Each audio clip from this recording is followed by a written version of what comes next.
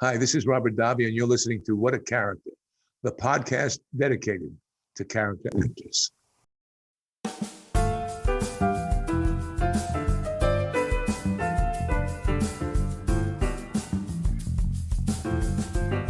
Hey everyone, this is Thane Dixon, and welcome to the very first episode of What a Character, the podcast dedicated to character actors.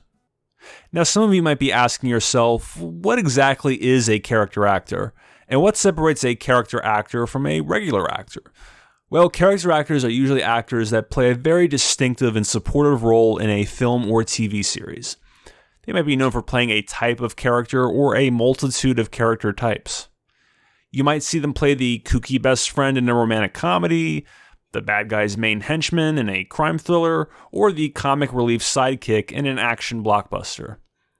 All in all, character actors may not always be leading men or women, but they can often steal the show and leave you with a lasting impression. Many of you may watch a character actor such as Steve Buscemi or William H. Macy and wonder if they are really like the characters they play so well on screen. Well, on this podcast series, you will hear interviews with many seasoned character actors such as Lance Henriksen, Jake Busey, and Philip Baker Hall, and find that they are vastly different than the types of people you have usually seen them play on screen. Aside from that, you will also hear our guests talk about their experiences working on classic Hollywood films, their creative process, and how they have achieved success in the cutthroat world of show business. So whether you are a film buff who loves to hear stories regarding the making of classic films, or you're a journeyman actor looking to carve a career path for yourself, you will definitely enjoy listening to this podcast. Now, let's say you listen to this episode and afterwards you decide, hey, I love this podcast and I really want to show my support. Well, the best way to do that is by subscribing to our show on whatever app you use to stream or download podcasts. For example, you can subscribe to our show on such apps as Spotify, iTunes, Stitcher, or whatever. You can also show your support by subscribing to our YouTube channel and liking our videos. And if you want to receive email alerts about upcoming shows or receive email-exclusive episodes of our show, you can visit us at whatacharacterpodcast.com and sign up for our email list by typing in your name and email address in the email subscription box located on the right side of the homepage and clicking on subscribe. And while you're there on the homepage, you can donate to our podcast by clicking on the PayPal link and submitting your desired amount. Remember, every cent and dollar you send us will help us create more episodes and reach an even wider audience. Now, enough of me prattling on about the show. Let's get on with the show. Here is part one of my interview with the prolific and uber-talented Daniel Roebuck. Enjoy.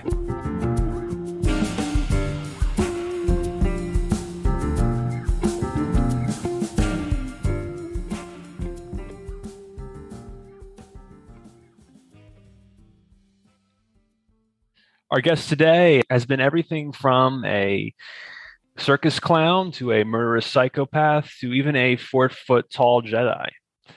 He's an actor who started out as a child actor in Bethlehem, Pennsylvania, appearing in everything from local stage productions to circus shows and what have you. In his early adult years, he decided to give Hollywood a try as he moved out to LA and struck luck by gaining his first role, a lead role, in the film Cave Girl. After that, he gained prominent roles in such films as River's Edge, Dudes, The Fugitive, Disorganized Crime, The Late Shift, and many, many more. In recent years, he's worked behind the camera as a writer, producer, director on such projects as Getting Grace and The Hail Mary, which he recently just completed. If you're a Star Wars fan, you might know our following guest as the voice of Grease Dritus in the Star Wars Jedi Fallen Order video game. Please welcome the very first guest on What a Character, Mr. Daniel Roebuck. Danny, thank you so much for appearing on the show. It's so interesting, you sit and you listen, and you feel like was it Huckleberry Finn listening to his own funeral in Tom Sawyer when they thought he was dead and he crawled up into the top of the church. To hear someone say your resume, you think, what happened? Did I die? Do I not know that I'm dead? Yeah, I totally get you. Tell me about your early years. What was your childhood like growing up in Bethlehem, Pennsylvania? Well, I had a great childhood. I know it's the way lately to be all about, oh, my childhood was terrible. Oh, it was awful. My parents did the best they could.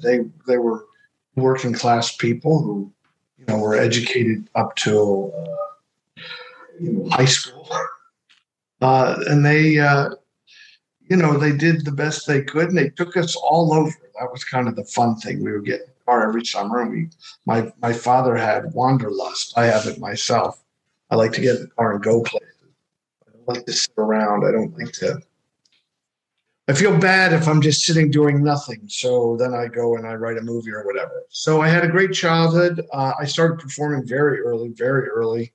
There was no performers in my family, so out of the blue, I just started talking about when I was, going to be on TV. I'd say, when I'm on TV, I'll do impressions or I'll do this.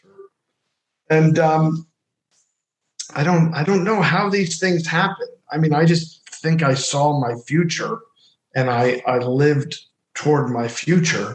But as a child, I was performing a lot, Cullen. And I don't mean like, oh, I'm going to do jokes. I had a routine. I was hired to do, I did talent shows as an impressionist.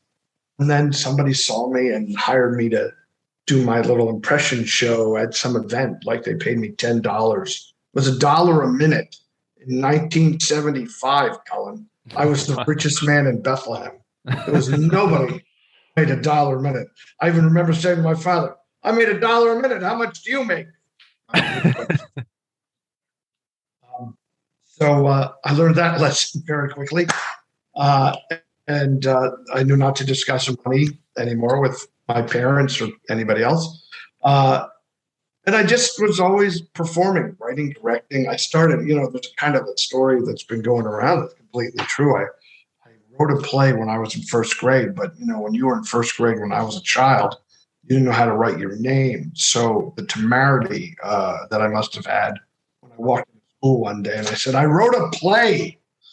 And Sister Kathleen, my first grade teacher, said, oh, well, let's perform your play. And I give her great credit for being that first kind of person that lit that fire. It lights somehow. It combusts. It seems a little odd. Maybe I'm overstating it, but that movie, that moment is key in my life. So anyway, I feel like I'm talking a lot, but I guess that's kind of the point of this. Ellen, so that was my early life. I was an impressionist, a magician, a clown in a circus. That's true. I was in a circus when I was 12 years old, and then I found I walked into they showed at the Boyd Theater. They showed Give 'Em Hell Harry, which was a one-man show where James Whitmore played Harry Truman, the President of the United States. But it was a movie. In fact, he got nominated for an Oscar for Best Actor for this movie, but it was just him on stage. They filmed the stage show. And I walked into that Boyd Theater, a performer, an entertainer, and I walked out an actor. I said, that, whatever that is, I don't know how to do that. So odd that, isn't it, Helen, that's the trappings of my youth. And then as an adult, what do I get cast as a lot? I play real people, like James Whitmore played Harry Truman. I played Jay Leno or Gary Marshall or other legitimate, actual, authentic people. So things have come full circle. It's interesting. A lot of actors move out to LA and they kind of forget where, they forget about their roots and where they came from. But I find it amazing that you just, you never forgot about that. And I think that's what makes your roles so believable. I feel, like there's that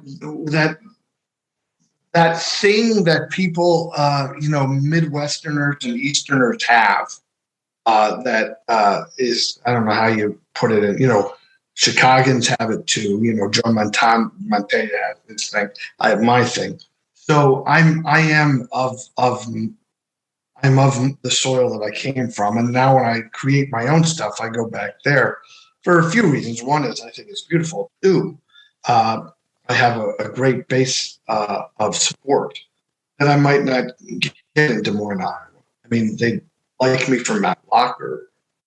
I follow in order, but they they would not know me personally like they do back where I'm from in Pennsylvania. So I'm drawn to that place to create. Because and isn't it also kind of, it's like the seed of my creativity was born there, Colin. I keep going back there to like get that spark again. When it comes to writing, what writers have always inspired you? Oh, I don't read a lot of fiction. I read a lot of nonfiction. A book I read often is William Shire's The Rise and Fall of the Third Reich. I highly recommend people read it today. There's a great misunderstanding of what's going on in our world. And if you read that book, you'll know exactly what people are up to. I read a lot of nonfiction, and then I think that helps me as a writer. Script writers, who doesn't love William Goldman? But I don't think I'm well read the way other people's are. I don't read Harry Potter. I literally buy books about things. I was watching The Manchurian Candidate last night, and they come to Frank Sinatra's his place where he's living, his apartment, and it's filled with books of diverse natures. That's kind of like what I have. If you look around, I'll have like Field Director's Embalming Handbook, and I'll have the Coca-Cola, and I'll have Brother World War. I just always take information and then extrapolate that information out, either as an actor, very helpful, or as a writer myself. It's funny, can I just say, like, what I'm trying to say is, when actors, writers, directors, they talk about their work, boy, we always sound pompous and stupid. And it's like, I don't want anybody to think that what I do is harder than what they do. I know that. Because I've done what I've worked in stores, and I've shoveled the hole, I've dug ditches, and I try to be the best I can at everything. But I just think it's, ditch diggers never get to say, was that not the greatest 6-foot drop ever dug by a human being? But an actor will say, oh, it's so difficult, that role, blah, blah, blah. But I think one of the reasons I'm an everyman is because I feel like everyman. I don't feel like an artist. So I'm curious, what inspired you to make the jump from theater to film? Well, I always was going to be on TV. Like, that was, for whatever reason, that was my trajectory. So I had to figure out how to get to TV. Well, the first thing I knew was I wasn't going to get to TV in Bethlehem, Pennsylvania. So step number one, get the hell out of Bethlehem, Pennsylvania for a little while. Number two, get back to Bethlehem, Pennsylvania as soon as I could, after I became an established actor. So it's just like a logical step. As an actor, people think it's very different, but if actors are listening, they'll probably understand. They say acting in the theater is different than acting on camera. Well, it's not. Acting in a theater where there's 700 seats in the audience is different than acting in a theater where there's 50 seats. You do tend to do a little less, and you're smart enough to know, the difference in how much you have to, not just your voice, the performance. Well, and then to project less when there's a camera, 1 foot from your mug, you do a lot less. But I love the theater, and unfortunately in Los Angeles, there's no real way to support a family, and I had it for the last nearly 30 years. I always had somebody to support. So the theater was not the way to do that. So you lucked out by gaining a lead role as soon as you got out to Hollywood. Some actors go out there and they have to do extra parts and small roles and on TV shows, but you got the lead role in the film Cave Girl. How did you strike luck that first time? Well, the first thing to be clear on is I was also an extra. Oh. I came out. I did that. Sure. Okay. I'm no. Anything to be on a set. Anything to be on a set. I was so happy to be an extra in a Hollywood production. I mean, I didn't know anything. I remember I didn't even know. Am I allowed to sit in that chair? That said like they were like, no, stupid. Oh, okay. I was just asking. I didn't know anything. So, I did do that. I think maybe the difference is like I'm always listening to this. Listening to the world. I think God's always communicating. Others may think I'm crazy, but I've done pretty well, like following not my dream but my path, right? Mm-hmm. And then one day I was going to be an extra. I lived in Hollywood, and I can tell you it was the day Gremlins. This is how specific memory is. And I was going to be an extra. And we drove to the Hollywood Bowl, and there were stacked parkings, like you would at the bowl. And I said, "Oh, are we going to be here at the bowl all day?" And they said, No, we're just parking you. We're driving you downtown in buses." I was like, "Oh, I have to get my car out. Because something in my brain said, you are no longer a Hollywood extra. You are now an actor." Got my car out of there, and people were like shooting the bird at me and cursing at me. But I got out and I called my friend Darren Vanderbeck and I said, "You want to go see Gremlins today?" And that was the last day I was a Hollywood extra, because for some reason I knew that my time to do that was over. Now, I actually have a funny Hollywood extra story. I was still a member of I remember Sally Pearl Casting was our extra agent. I'm grateful to them because I met one of my dear friends, Bob Ivy. We were extras on a show together, and then he ended up becoming my stunt double for many years. Oh, wow. Yeah, on the day we met, he's like, "What are you doing?" I said, "I want to be an actor. What are you doing?" "I want to be a stunt man." And I'm sure we were both like, "This it isn't going to do anything." But then our careers were parallel for nearly 25, 30 years after that. Another guy I met as a Hollywood extra was Dwayne Whitaker, who stars in a lot of my movies. He and I are dear friends. We met as extras on General Hospital. But the story I want to tell you is years after that event where I pulled out, let's say 2 years, I still lived in Hollywood, 2 years maybe. But in the 2 years since I backed my car in, starting Cave Girl, River's Edge, Dudes. I may have already shot the Matlock. Anyway, I was starring in one movie after another, right? Mm-hmm. And Project X, I wasn't starring in, but a good part, Anyway, so I was, by that point, 4 movies and a couple TV shows in, and I get a call one morning, 3:00 in the morning. Ring, hello. My wife I was like, "Oh God, he died." Oh, and he says, "Yeah, this is. Let's make a rehab from Sally Broadcasting. Are you available tomorrow?" I was like, sorry, what?" She said, "Are you available tomorrow? Are you working?" "No, I'm working tomorrow, but what is the question?" And she said, "Well, we need you to come at 7 a.m. to be an extra. We got a last minute call, and that's why we're calling you now." And I said, "I'm not really available tomorrow, an extra." And she said, "Are you working or not?" I said, "I'm not working." And she said, "Well, if you don't say yes to this job, we may never call you again to be an extra." And I said, "Well, that's okay, because whatever, 3:00 in the morning." I said, "I'm kind of starring in movies now." And the girl goes, "Oh, right. you're starring in movies. Like, so that's a true story. My wife said, why didn't you just go tell her to F herself? But I don't know.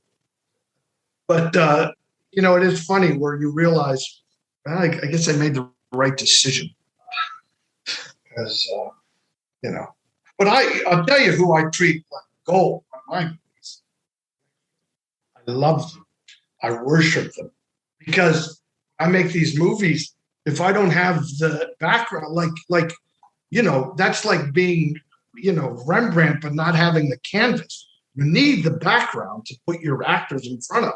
And great background is an enormous boon to your production. It makes it look bigger. It makes it look richer. It makes it look professional. I mean, my God, you can tell these low budget movies, they'll be like, we're at the city council meeting and there's no one there. And it's like, that's not like a city council meeting I've ever seen. So you destroy the verisimilitude of whatever you're doing by not having the right amount of people there. Anyway, so I make a point of thanking my extras whenever I can, and going out of my way to let them. What I do in even movies that I'm not producing and directing, I make a point of getting to the extras when I can. Thank you. That's a hard. I know what you mean when you talk about the importance of extras. I've worked as a production assistant and co-producer in a lot of independent films. I know what it's like when you're shooting something and everyone's busy and you got to like get as many people as you can to be extras, and sometimes you can only get like 5 people and it doesn't look right. So yeah, I understand the importance. We just did a big football movie, and we had to have 100,000 people in the stands. So you're never going to get thousands of people because of course I can't afford to pay them on these. We make movies not for profit. Big family movies. And I'll say now, people can go to panelofpeople.org to learn more about it. But I don't pay the extras, so all I can give them is my gratitude. But we do always have, no doubt about it. So yeah, as a creative person, it just looks like crap. Looks like all those old Roger Corman movies, the 70s. If you really pay attention in the early 70s, you could see Jonathan Demme and Jonathan Kaplan and Alan Arkish walking back and forth in each other's movie. Because they were like, whoever was down at the studio, they'd be like, get over here and you got to walk in the background. I'm kind of curious, though. How did you go from doing a comedic role in Cave Girl to convincing the producers that you were right for this dark, dramatic role in River's Edge? Because that's quite a transition. Yeah. So, number one, much to my advantage, the people who made River's Edge didn't see Cave Girl. So that definitely worked in my favor. The other thing is, and this is something else I'm working on, worthy of talking, and in a year maybe we can talk again, and I'll have this ready for the world. I've been writing a book. Audition is the job, and other truths that I've learned in the land of make-believe. And what I have essentially been doing, and I've been writing it for years, I am so close to finished making movies. What I've come to realize is most everything that actors are taught as actors is horseshit. They read these books, How to Audition and Audition, both books written by really smart guys, but both written in another time for another kind of actor in another day and age. Audition is written for people auditioning on Broadway, yet everything that is in it, and it was written for people auditioning Broadway in 1971. So everything that's in it has been kind of, actors say, here's what you always have to do. You have to do this. Well, I will tell you, Cullen, that I never, ever did anything but followed my instinct. And how did I get cast in River's Edge? That's why I'm telling you the story. Because nobody told me to do it. In fact, if you read those books, they would have said, don't ever try anything like this. They would have warned you against it.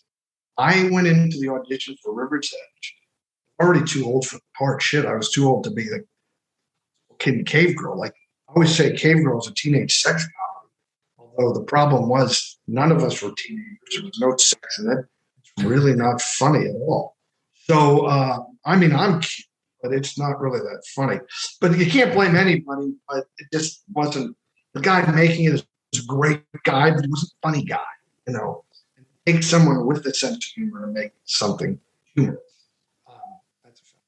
So for that audition of River's Edge, I took my hair and I greased it down AY jelly. Bowser said he used to. And I put on old clothes. I stopped and I got actually a beer, 2 beers, on the way to the audition. And when I walked in the room, there was a chair. And I walked right past the chair and I sat against the wall in the corner. I opened the beer and I said, "Go ahead." That's how I got the part. They had no idea who I was. In fact, when I was cast, I went in to take Tim Hunter and Carrie Fraser bottles of wine after they finally cast me, but like an idiot, like how stupid I was because I didn't know anything. I went in wearing a suit coat and maybe a tie and my glasses, and I went in with my wife, who was a little older than I was, and I walked in and I saw Tim Hunter immediately. I said, "Oh, this is for you," and I handed him the wine, and he goes, "Oh, that's so nice. Who's this from?" And I said, "It's from me. Who are you?" "I'm Dan Roebuck." "Well, dude, I almost got myself fired because they thought they hired the other guy." And then I come in and I'm like, "I like Looney Tune cartoons, whatever, you know." So that's how I've always done this. And I mean, I've always done it, and that's the reason the book has to be written, because all of these tropes are false, because there's no right or wrong way to audition. That's why you better have self-instinct and you better be self-aware and you better be able to read people. Now, you know, in your life as a producer, you've certainly met them. There's people who don't pick up on social cues, right? And if you can't pick up on social cues, don't become an actor, become someone. Because my ability to read social cues lets me know when I can push a joke. It lets me know when I cannot push a joke. It lets me know when to pull back what I want to do, my instinct. Like, I'm very good at reading people, rooms, and situations. A particular gift I have. I can't fix a car. And when my beautiful son, Buster, wanted me to teach him how to throw a football, I had to watch it on YouTube, teach myself, and then go out and teach him. Because I didn't know how to throw football. I just played a football coach, so I had to learn all over again. Thank God for YouTube. Yeah, so that's the long answer to a short question. But I think it really is the foundation of how everything has happened. From all the blessings I've had are from following my intuition and being the guy when I walk in the room. When working on River's Edge, what was it like working with Crispin Glover? I've always heard stories about him at the time where he was just difficult to work with because he was just so extremely nervous that the directors just couldn't keep him under control. Was he difficult to work with on that side? No, not at all. Nonsense. No. Crispin is a very good actor. He is a very unique and odd actor. And he was very odd, but he was not difficult. In fact, I look back at that and I think, Crispin, I think it was a low budget movie. Crispin was like, we should have chairs to sit in. We were just sitting on logs. And we should have chairs? And then I should have remembered that I was trying to sit in Lee Van Cleef's chair. I didn't even need my name on it, but just put some there for me to sit in. No, never difficult, but very unique. And I was not a man of the world. I knew what I knew coming into River's Edge, but I was, Crispin. So here's the thing about River's Edge. Crispin was a star because of Back to the Future came out. And Roxana Zoll was known because she got nominated for an Emmy when she was like 16 or 15 years old. 14 years old. Those are the two names in our movie. That was different. So when we were all together, Keanu, I auditioned. He was at the auditions for Project X. He went in. There was two groups of us going in, and he went in with the other group. I had my group of three guys. He was part of the other three guys, and our group got cast. No, excuse me. I'm just right. No, Keanu read. Maybe Keanu read with me. That's it. Isn't it funny? I'm remembering it. I'm really remembering it better now. Keanu was in my group, but he didn't end up in the movie. Lance August ended up in the movie instead of him. That's the story. That's the true story. And I it didn't occur to me Keanu wasn't in River's Edge or in Project X because he probably got two other movies in between. He was very, very much. He's a very Anyway, so that's a side story.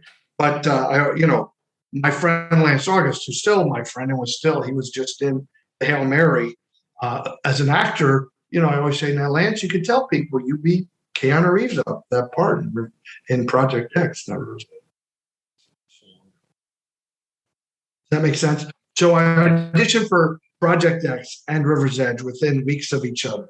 One, I had to go in and convince them that I was in the Air Force. And the other, I had to go in and convince them that I was a killed girlfriend. And Keanu also was auditioning for me. Then we got cast in Project X first, but we shot River's Edge first. So how things did be. So it was, by the time I got to Jonathan Kaplan, Tim Hunter had already told a nice thing about me, and that was good. My third movie has kind of somebody acknowledged that I did a good job. Does that make sense? Yes. I can follow that. And I'm sure the audience will follow it too. I hope so. And if you don't, write me letters. Find me on Facebook. I'll try to. So what do you remember about working with Dennis Hopper on River's Edge? Well, I mean, I'm gonna act like I'm not an actor because I'm a cis and I've got the gift of the God speaking through me. I'm an actor because I love it. Working with Dennis Hopper, you go to the set and the guy was a giant, a rebel without a cause, and that was his early movies when he was my age. And imagine, since then all the other great stuff. And we were obsessed with Apocalypse Now back then. It just got its first resurgence years after it came out. So we were obsessed with it. So I think Dennis at one point said, "Okay, you can only ask me 200 Apocalypse Now questions every day." I loved it. It was great. And, the other guys got a scene or two with him. I had weeks with him. They'd leave and it would just be me and Dennis Hopper in the house and in the car and at the river. Oh, wow. It was just you're not going to, by the way, there's no better acting school than that. There is no better acting school. You're with Dennis Hopper. Right. And all you got to do is watch him and try to keep up, try to hold on. Awesome. You were very lucky, as I said before, you were very lucky to get these big roles very early on. What effect did having these roles in these films have on your ego and your outlook on life? And how did it change you as a person? Well, you'd have to ask any number of my wives about that. My children make fun of my ego all the time, but I'm very self-aware. I do make fun of myself. Now look, you have to have an ego. You're an actor. I have an enormous ego. Look, all I ever wanted to be was an actor. All I wanted to be. That's what my vision was. Not that I was an actor, but that I was an actor. So I am grateful that I have these opportunities, but it doesn't make me the best actor. But, am I the best actor who could play that role? I doubt it. luckily they found me for this. Sometimes you think, well, who would have other than me?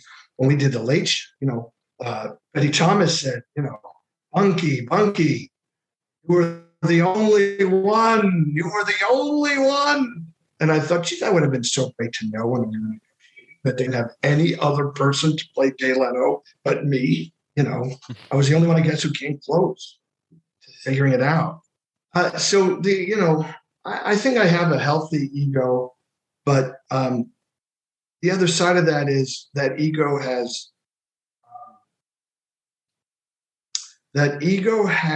and this is the thing, the ego has employed many people over because I have the temerity to say, I'm going to create a movie. I've made movies for people who had never been in movies before. And, crew gets paid and equipment gets rented and food gets also get a lot donated. But you know what I'm saying? Like, my ego has led to the advancement of others, right? So, is there a point where my belief in myself, thank God I believe in myself, because it's been good not only for me, but for many people around me. How about that?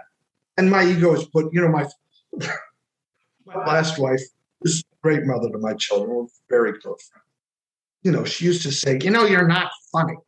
And I'd say, I have incontrovertible proof of that. We're living it. You're eating it.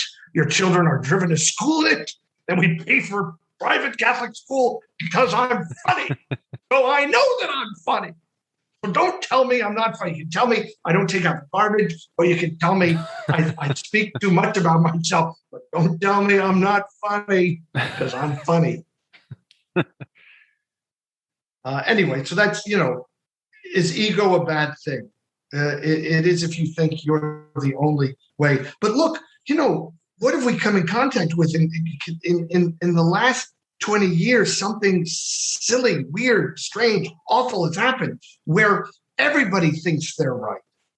So they talk about an actor's ego. I'm more concerned with, I go down the street and somebody's shouting their politics at me, which is different than my politics, maybe not, who knows, but they feel like they know everything about everything, and then read it on YouTube or whatever, like they're like me. But then I don't say that I'm an expert throwing a foot.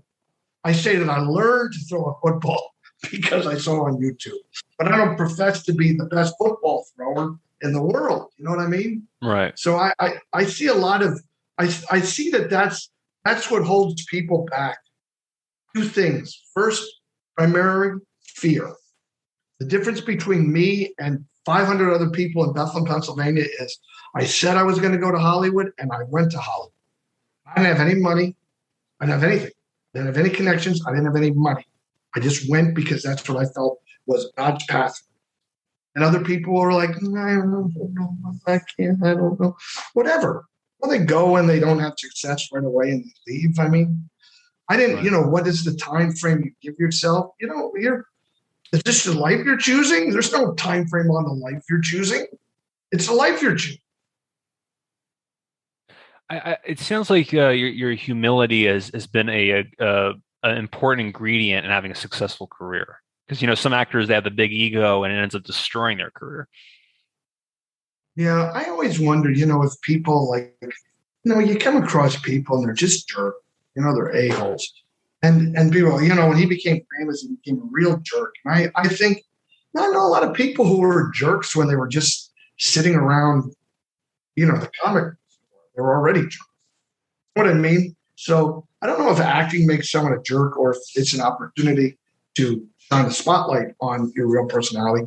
Look, I kept myself a person. Maybe I don't get to church every week, but I do recognize my place in the world is I'm a cog in God's greater plan.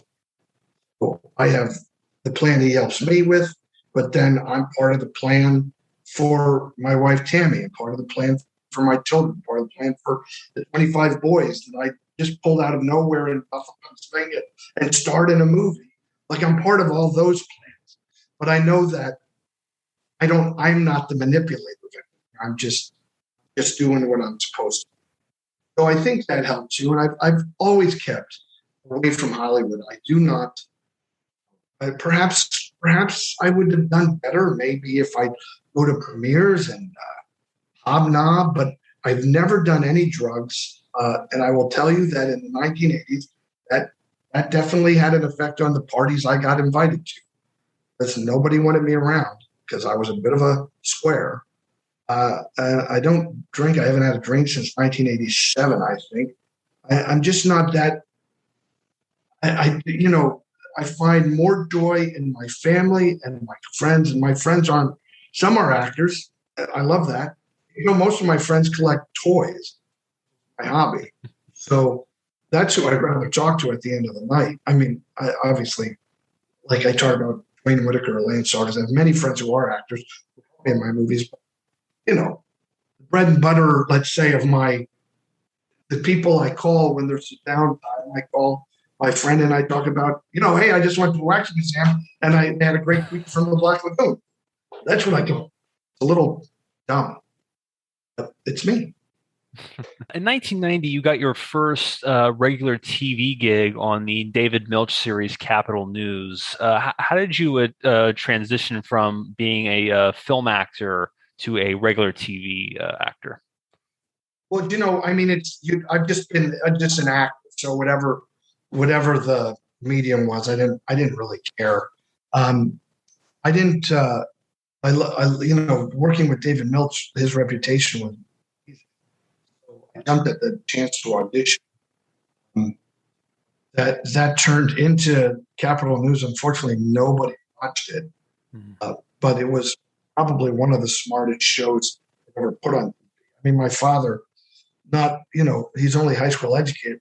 Dad goes, Dan, I'm going to be honest with you. I can't understand a word they're fucking saying. And he reads 2-3 newspapers a day. Like nobody could understand it, as it was really smart writing, because David Milch is very smart. So, it just didn't last, unfortunately. And it also was I was heavier, and then I had this epiphany that I was going to die, so I lost all this weight. Unfortunately, I didn't tell them that I lost the weight. They hired a heavy actor. I lost the weight in the interim. Milch was very mad at me for a very long time. We're fine now, but, he required me to get a lawyer, and it was very ugly. And it was, it's sad too, because, there's a lot of anxiety on that TV show, a lot of people worried about a lot of things. And that's too bad. But, I had a nice time. And whenever you get to go to the same studio for a few months in a row, that's a real blessing. And it just wasn't meant to be. Matlock around that same time, really a year or two before that, I was on the first of Matlock. I had a very interesting experience because I had just done the same. I played Will Stockdale in the theater, and Andy had played Will Stockdale on Broadway and in the U.S. Steel Hour and in the movie. So when we met, and I said I just played Will Stockdale, I had an immediate connection with him. He couldn't get enough of that. We had only one scene, but that scene was the thing that put me on the show 5 years later, 3 years. Briefly, I'll tell you, we had a scene where I was a red herring in the episode, and Andy and I had one scene. And when we rehearsed the scene, he said, I have a pain. I have a pain right here. And in the rehearsal, he pointed to his belly. I touched his belly, and I said, it's just whatever it is. I don't know, whatever the joke was. And when we shot the master of the scene, he didn't point at his belly. He pointed below his belt line, to the side of his waist. So, in the scene, he pointed there, and I pulled his belt out, and I shook my hand where he pulled his hand, and I was like, there, it hurts there. I think you're going to be fine. And, then he could do his little comedy. And, Tony Mordente, the director, who action in West Side Story, Tony Mordante says, I don't know what you did yesterday, but the old man wants to put you on the show. And I remember going to my agent and telling him that. He was like, yeah, that's great. That's never going to happen. And then, 5 years ago, I end up, I get a call and they say, you're the new series regular on Matlock. I mean, you can't even make it up. One day with him. That's magic. And I know that Andy was also one of your mentors. What effect did he have on you as an actor? What I remember most of all the things he taught me, and when I say he was a mentor, we didn't sit down and say, damn, this is how you should be an actor. But when we would be in situations and he'd say to me, Danny, would you make this funny? Please make it funny. And because, he had spent his whole life making stuff funny. So I would always jump in. Yes, if we do this or what if we do that? We create something. And then I always like to remind people we'd be, just be the nature of television. Sometimes you're working. You wouldn't have time to rehearse like you should. I wouldn't be exactly on it and he wouldn't be exactly on it, but he'd say, well, let's just go where Jesus leads. And then, we do the scene. Thing is, I was around a lot of, if I did write a biography, it would probably be called The Guy Who Stood Next to the Guy. Because, I stood next to Daniel Jones, I stood next to Andy Griffith, I stood next to John Pryor, I stood next to Rivers, Keanu Reeves. I mean, I don't really care. I like standing next to people. So, you learn a lot from how people act. The thing is, I go to all these, as a fan, I go to these autograph shows and I'd love to, I'd go, there's, Mannix, you could just talk to the guy, I was once at a party, I don't name drop a lot, but I was at Ernie Borgnigh's 90th birthday and Don Rickles was sitting right at our table and he was, but Mannix got up and did 10 minutes. I was urinating on myself. It's so funny. The guy's just funny, right? So I go to these things, but the thing is, all these actors that I work with for a moment, a couple of days, guest star or something. I think, one day you're going to be at that autograph show because you're not going to be a star forever. You're doing a thing about character actors. And here's the thing about men and women. I've created lifelong opportunities to work because I was happy to be the guy who stood next to the guy. So I'm always going to work. I'm never not going to work because I've always have worked. It's just how it is, and now, they're casting away from, being a 50-something-year-old white guy is not the best place in Hollywood right now because, they're just casting away from it. But good news for me is I've figured out how to play green guys and blue guys and gray guys. So, I can keep doing that. That's my workaround. You're not hiring white guys. I'll be greased Dritus. I won't even be a guy. I'll be a Latero. Well, I hope you enjoyed part 1 of our interview with Daniel Roebuck. Next week, check out part 2 of the interview where Daniel will talk about losing the role of Marv in Home Alone, his transition from actor to director, and the brilliance of the late, great Norm Macdonald. That will be next week on What a Character. Now, if you want to reach out to us, please feel free to do so. If you have any guest suggestions or you just want to tell us how great you think the show is, you can send us an email at westgrovemedia@gmail.com. Or you can even leave us a voice message on the show website by visiting whatacharacterpodcast.com and clicking on the microphone button on the bottom right and recording a message. And while you are there, please submit a review and subscribe to our email mailing list. And don't forget to follow us on Facebook, Instagram, and Twitter for show updates, videos, and even memes. You can also show support by subscribing to us on YouTube and wherever you stream and download podcasts. Your support and outreach will definitely help us not only make the podcast successful, but will also help us gain more insight about you, the listener. Because if we don't have an accurate idea of what you like or don't like, then we can't make the podcast more suited for our listening audience. I should also mention that the link to our website and our numerous social media feeds can be found in the episode description. Anyway, that about does it for this episode of What a Character. Thank you for listening and take it easy. Bye.